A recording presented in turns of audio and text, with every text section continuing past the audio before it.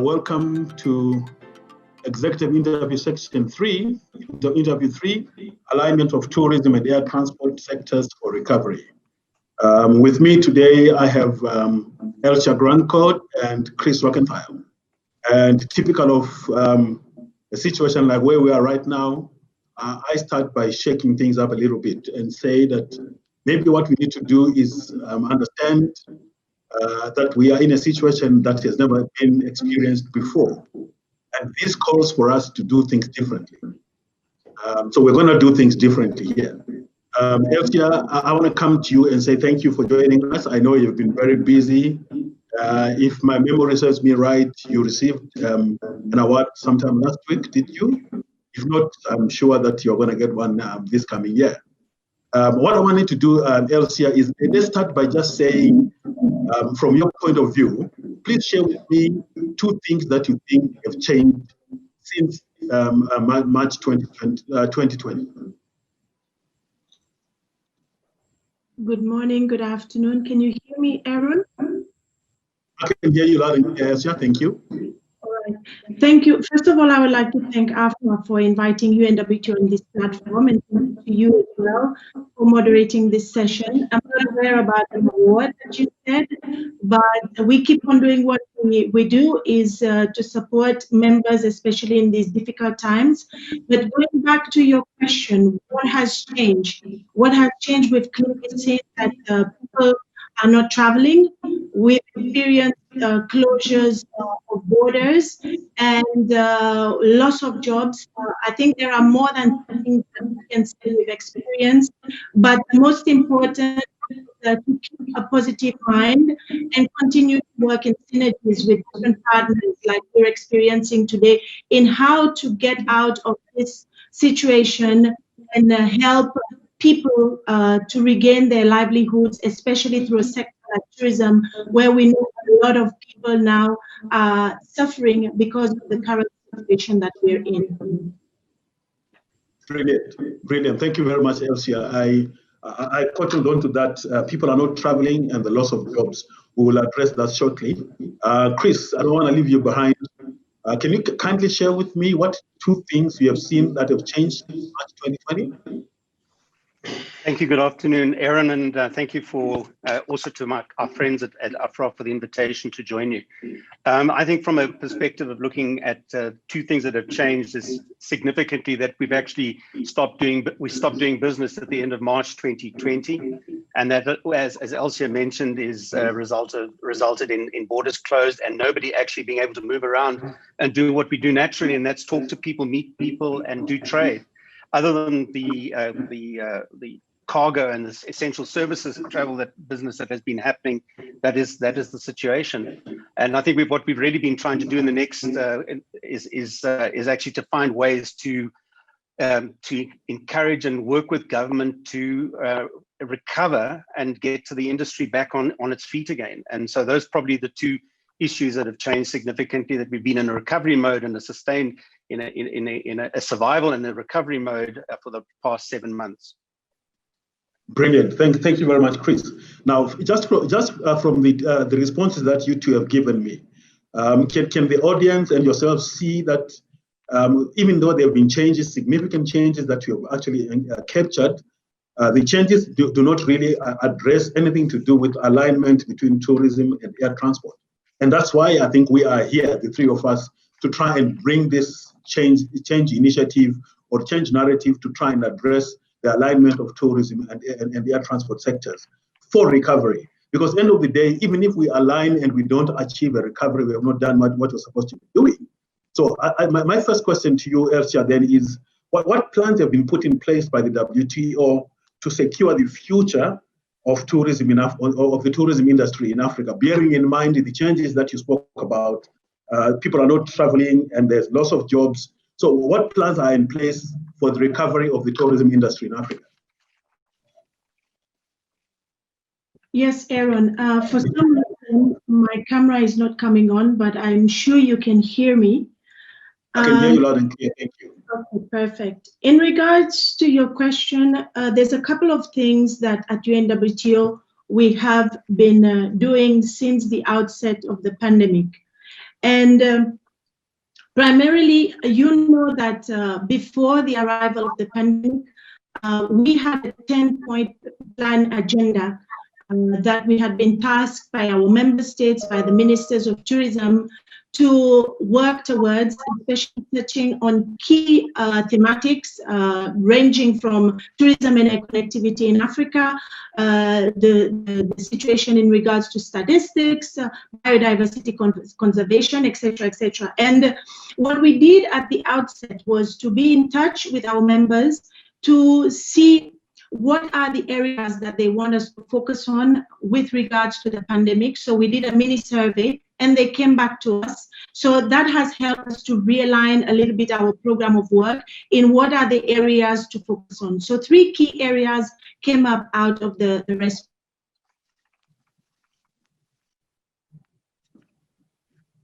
Can you hear me?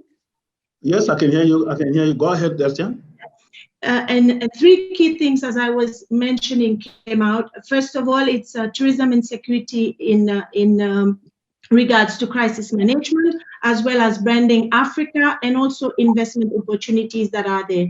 But beyond that, our Secretary General, as you may have known, has put together a global crisis committee that met from the very outset of this pandemic, bringing together different partners from the public and private sector, including other UN international bodies such as ICAO, WHO, in order to be able to look at how we can help to mitigate the crisis. And thus, we came out with key guidelines in order to assist member states to restart their tourism sector, and this is what we've been focusing on. We've also introduced a tourism recovery package that focuses on 3 pillars. That is the economic recovery, the promotion and marketing, and building resilience and partnerships. So these are these areas that we've been focusing on. We've also been conducting several webinars and workshops in order to help our members also understand on what approaches to take in these very difficult situations.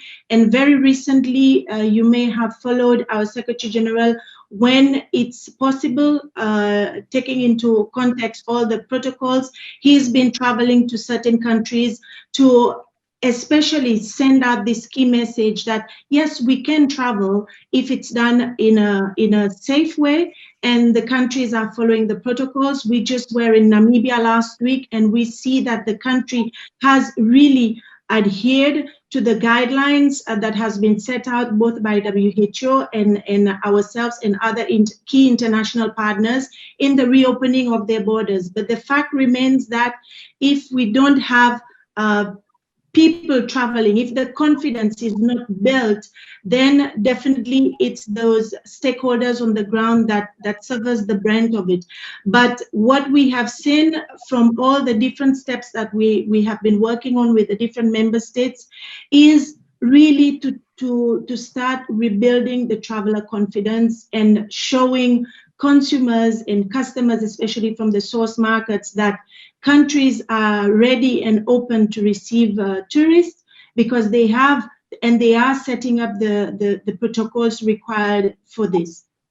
Fantastic. Thank you very much, Elcia. I will come back to some of the issues that you raised in terms of the initiatives that WTO has taken. But Chris, let me come to you. So according to IATA, in Africa, before COVID, the aviation industry supported $63 billion worth of business, and 440,000 jobs were aviation-related jobs. This is pre-COVID. Post-COVID, the estimate keeps building.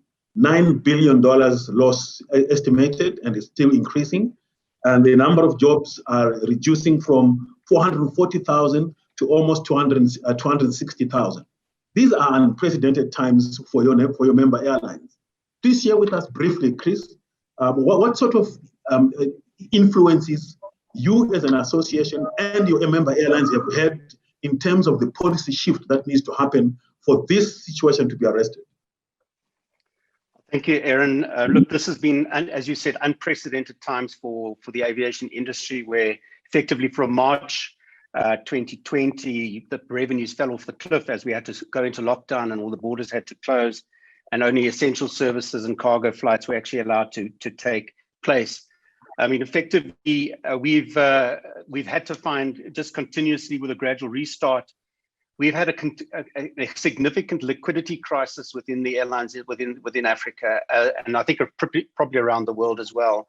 And with the lack of any revenue coming in, and with a gradual restart of the operations, we have seen this liquidity crisis is probably going to go into next year, and possibly for some airlines into the following year. And so obviously it places a survival at risk here. So effectively what has had to happen is that we've looked actively at motivating, going to specifically to all governments, particularly in our member airline estates, and requesting financial relief of any sort that would help in terms of like government guaranteed loans. Obviously, we're looking very significantly at reduction in charges and taxes, and seeing if we can get tax relief, as well as a possibility of equity and cash injection, either through equity or some ways of getting subsidization for wages, where we've had significant problems. So the important thing now is obviously to work with government to try and find ways to ensure that we have the necessary mechanisms and protocols in place to ensure that we can start operating as normal. And that is to, we all say there's never going to be the existing normal's gone. But what we really want to do is be able to enable ourselves to be able to activate operations, activate marketing, without having a restriction sitting behind us to actually that keep us from actually operating as they would like to do in terms of a gradual startup. So it's the recovery of the industry is absolutely critical. As you mentioned, we are desperate, in a desperate situation here between aviation and tourism, and we've worked very closely with our tourism sectors as well. There's been effectively they contribute up to 10% of the GDP of our respective economies, and many of those, and that question is being contingent on being able to fly. So effectively, that's what I'd like to answer in that respect. Thanks. Thank you very much, Chris. And I must give you credit for that preemptive jab at me by saying that you are working collaboratively with the tourism industry. I wonder what Elcia is going to say when I come to that aspect. Anyway, Elcia, so going forward with what we are supposed to be talking about, alignment of tourism and air transport sectors for recovery.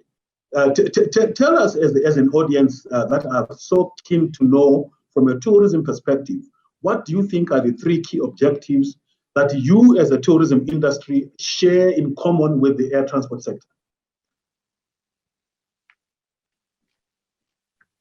Yes, Aaron. Are you there?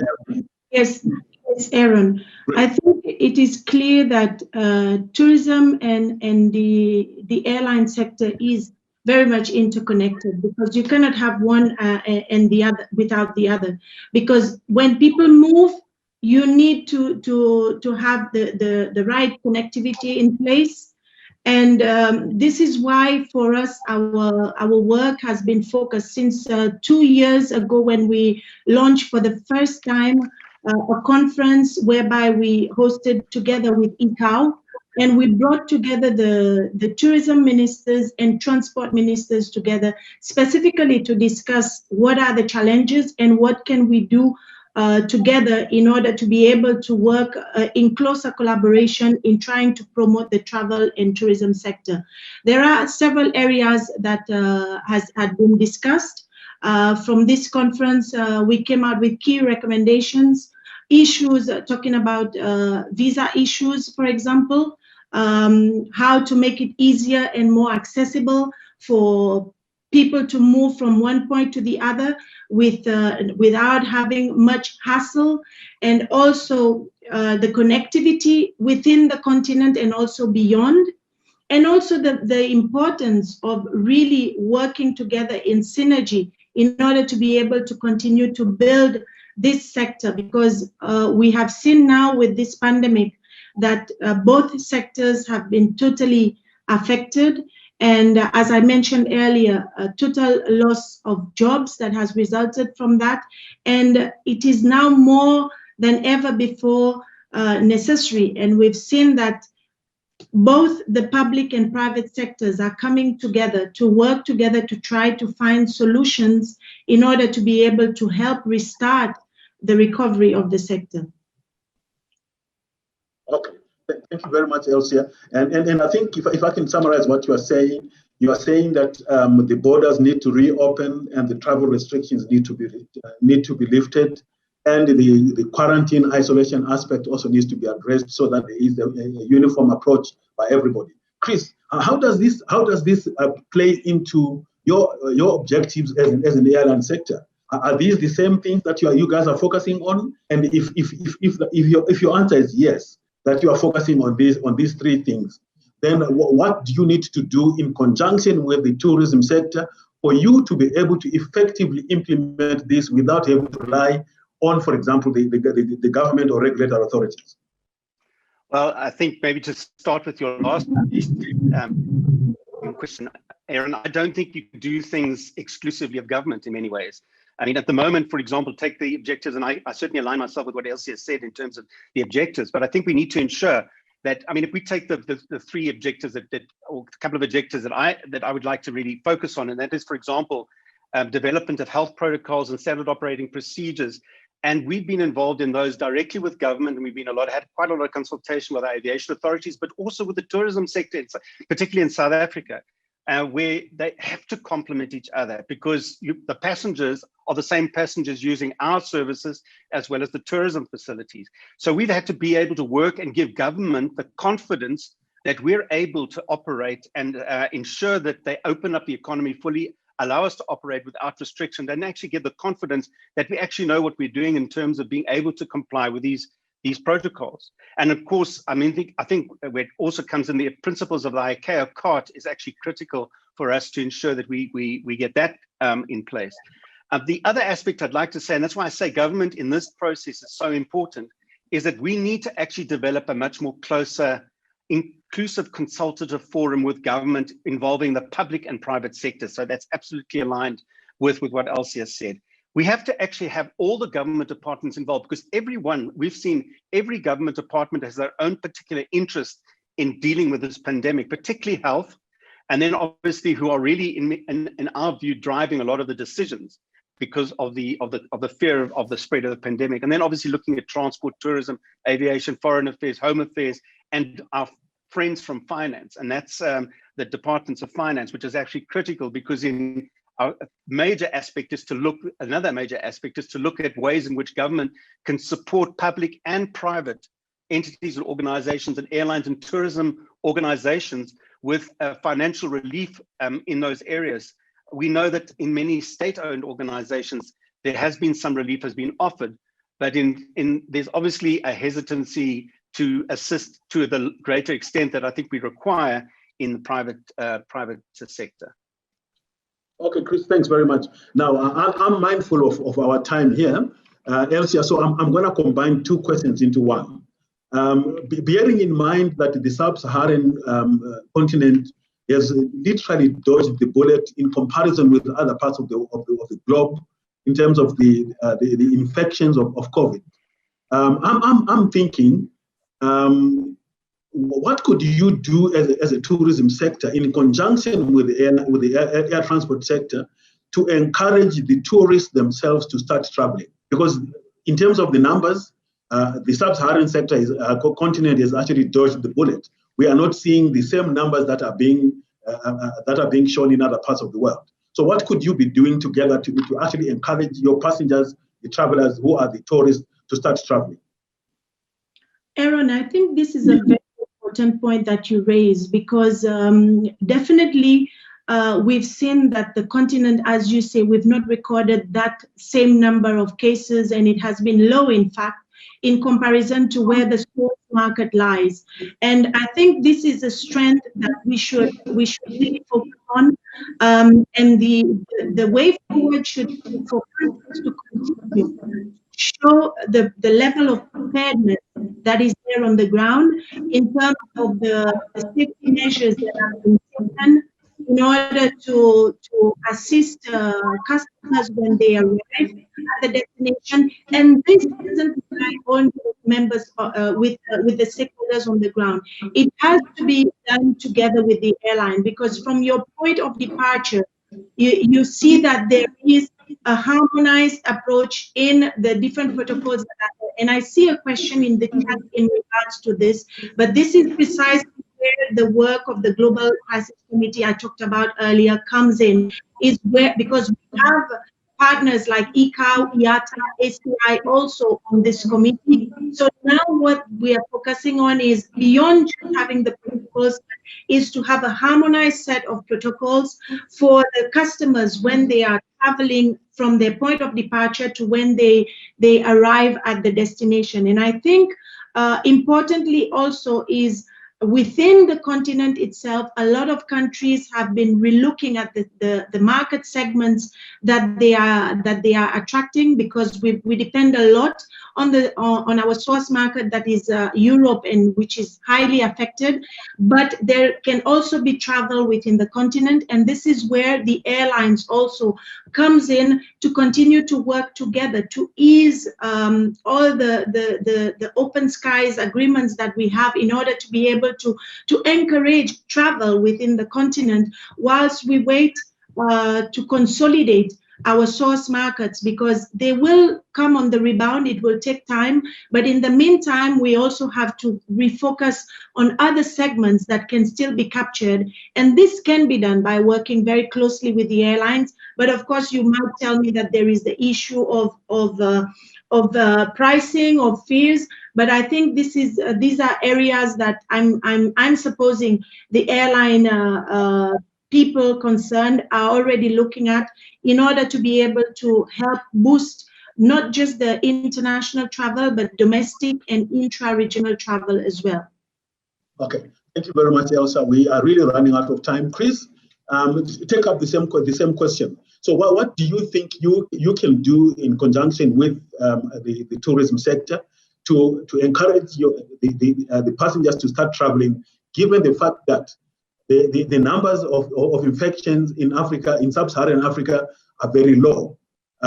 Is this enough to give confidence to your travelers? What do you think you can do together to actually make sure that passengers start traveling and your airlines start capitalizing on the fact that they are in a very low base as far as the infections are concerned? Well, I think maybe it's a simplistic answer, but I could say effectively discipline. And the reason I say that is, if we comply with all the protocols and the operating procedures that are in place, and at the same time we ask the public to be disciplined in their approach to doing the basics right, which is wearing a mask, social distancing, and doing the necessary sanitization, and then we show that effectively there is safety actually, and it's healthy to travel. At the moment, for example, I don't believe that we've seen any significant reports. We certainly haven't received that from our perspective, of people that have got infected by travel. And people will try and say yes, but that they have had it. You've had the infection has probably taken place on either side of the value of the journey, because of all the testing that takes place and all the screening that takes place. I believe that we're in a position now where we can actually convince people that it is actually safe to fly. So for me, a huge thing is is complying with the basics, and effectively the marketing that is being done by the airlines, I think, is starting to show that's coming right. All these second waves that have happened, for example, we've seen in UK and Europe at the moment, and possibly even in the United States, is effectively because of the lack of discipline of the public. And the fact that if you're not interested in wearing masks, you're not interested in social distancing, so you have all these super spreader events that take place. So I think effectively we have to ensure that public discipline takes place. And I think that once we get these, and for example, we're very excited about hearing about a vaccine. Once we get into that sort of situation, we can probably try and get back to travel, tourism across the board with minimal, if no, and preferably no restrictions. Good. Thank you very much. Like I said, time is really not on our side. I have one of my favorite African sayings, which goes this: a canoe does not know who is in charge. when the canoe overturns, everybody on board gets wet. So, Elcia, as the tourism sector, you are on the same canoe as you, Chris, as the air transport sector. And this canoe has overturned. You are both wet, all of you. My last question to you is, Elcia, what would you like to advise your colleague from the air transport sector to do? One thing that you would ask them to do so that you don't have a situation where you are both wet, where this canoe has overturned. What do you need to do to recover? Aaron, from the very beginning, we did say that we are in this together. And these two sectors cannot work without one another because we're both intertwined. And now we need to continue to focus on the work that we are doing together, continue to create and build on the synergies that are there, because that's the only way that we can get out of the situation. If we work in isolation, it will not get us anywhere, because we've seen from the beginning, by bringing all the different stakeholders from both the public and private sector together, we've been able to come up with the safety protocols, the guidelines. And now what is the most important is for us to continue to build that consumer confidence.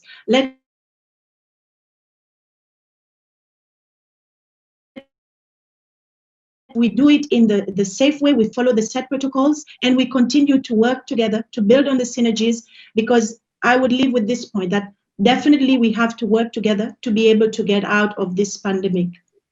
Thank you, Elcia. Thank you very much. Chris, this canoe is overturned.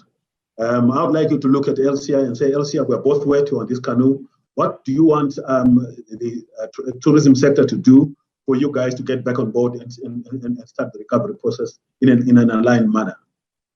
I think depending on how strong the current is, Aaron, if we've overturned the canoe, we've actually lost the race. So what I basically want to say is that I think we want to keep that canoe upright and going in the correct direction. So effectively, from that perspective, the cooperation and the collaboration between aviation, travel, and tourism is absolutely essential. And we cannot afford actually to go backwards in this process now. Where we've opened borders, they must stay open, and where they have to still open, we're actually going to encourage government and work together with travel and tourism, hand in hand, go and talk to government. That's why I talk about a much broader consultation process that I think is required between government and private sector in many areas, including strategies. Because at the moment, we know that governments are mostly making the decisions, but I would really like to see that we do this in a collaborative approach. And we know that sometimes that maybe the views of the private sector are not always very popular with government, but I think if we can learn from each other's experiences and work together, and I think there is definitely harmonization between the approach that aviation and tourism has actually taken. And I think we can, if we do this and strengthen this process, we can actually get through this pandemic, and we can emerge from this pandemic stronger. And obviously, it's a long road to recovery. We know that from all the projections, and we've just got to, what we've got to try and do is beat the timetable that has been set. Thanks. Elcia, tell me something. So here is the reality. There's been quite a lot of initiatives that have been implemented or suggested for implementation. In your view, why does change fail? I don't want to put you on the spot, Elcia and Chris, but I think there are three things that we probably have learned about change and why change efforts fail, especially in connection with COVID. The first one is that organizations, be they national or private, they have started their change process at different times. And the second thing is that the leadership in those organizations are also too rigid in their approach. We are going to wear a mask. We are not going to wear a mask. We are going to go to lockdown. The approach has been too rigid. And the third thing, and this is what we've been addressing in the last question I asked, is that we tend to ignore the available evidence of what is working and what is not working. We all know what is not working, but we sort of tend to hide our heads or bury our hands in the proverbial sand and say that we hope it is going to work. So I think in closure, what we need to do in terms of actually aligning tourism and air transport sectors for recovery are three things. We need to be ready. If we're not ready, we now need to be ready because things are going to change starting from now. We can see the second wave coming in Europe and coming in the USA and so forth. So we need to be ready ourselves as Africa in terms of how this resurgence of the virus is going to affect the alignment that we want to achieve and what we want to recover from. The second thing is that we need to be willing. There's nothing as irritating and as painful as knowing what you need to do, but not willing to do it. And I think the third thing is that we need to be able, we need to have an enabling environment. And I like what Elcia spoke about initially when she said that the environment itself has enabled the collaboration between aviation and tourism. You can please permit me to interject. Aaron, must stop here. I want to thank you, Elcia. And please let's conclude. Yes, I want to thank Elcia and Chris. Thank you very much for being with me on this panel. I know that we needed more time, and Maureen, thank you very much for letting me moderate this particular session.